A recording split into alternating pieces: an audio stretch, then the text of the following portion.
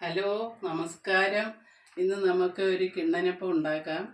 അതിന് ഇന്നലെ ഞാൻ 1.5 ഗ്ലാസ് അരി വെള്ളത്തിലിട്ടിരുന്നു. വൈകിട്ട് അത് അരച്ച് വെച്ചു.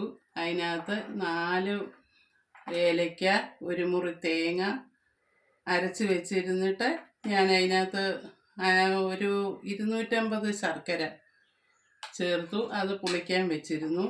രാവിലെ നമുക്ക് അതിനകത്ത് സ്വല്പം ഉപ്പ് ചേർക്കാം. ഉണ്ടയായതുകൊണ്ട് ഒരുപാട് ഉപ്പ് ചേർക്കേണ്ട കാര്യമില്ല. ഉപ്പ് ചേർത്തു. ഒരു നുള്ളു സോഡാപ്പൊടി ചേർക്കാം.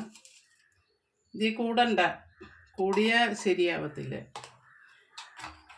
ഇത്രയും ചേർത്ത് പുളിച്ച മാവാണിത്. ഇനി നമുക്ക് സ്റ്റൗ കത്തിച്ച് ഇതുണ്ടാക്കുന്ന വിധം കാണിക്കും.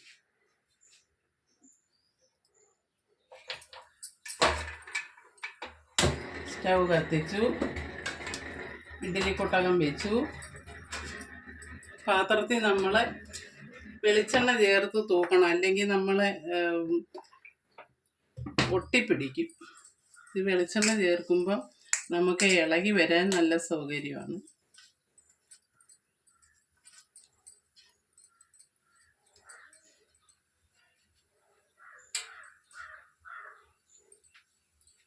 തട്ടെടുത്ത് വെക്കട്ടെ. തട്ട് വെക്കാം.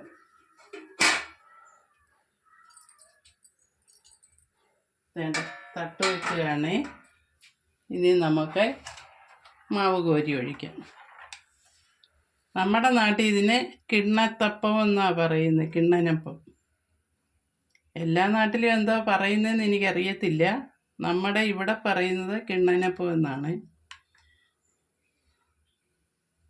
വേവട്ടെ.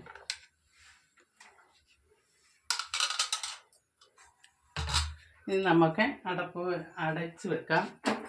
ഇതൊരു അരമണിക്കൂർ വേണം. പച്ചമാവല്ലേ, അത് വെന്ത് വരണ്ടേ. അരമണിക്കൂർ ടൈം എടുക്കും. വേവട്ടെ. ഹലോ, എല്ലാവരും വന്നോളിൻ.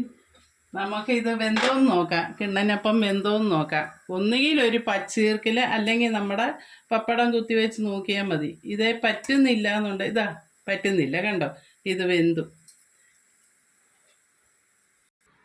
ഹലോ, നമ്മുടെ കിണ്ണനപ്പം റെഡിയായി. ഇതേ നമുക്ക് മുറിച്ചെടുത്ത് ഇനി ഉപയോഗിക്കാം. ഇതാ നോക്കിയേ, നല്ല സൂപ്പർ കിണ്ണനപ്പം.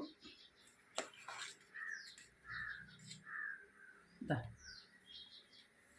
ചൂടായതുകൊണ്ടാണേ ഇങ്ങനെ പൊട്ടിപ്പോയത്.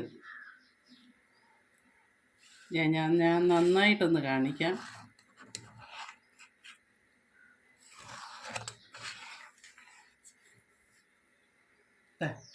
കിണ്ണനപ്പം റെഡി.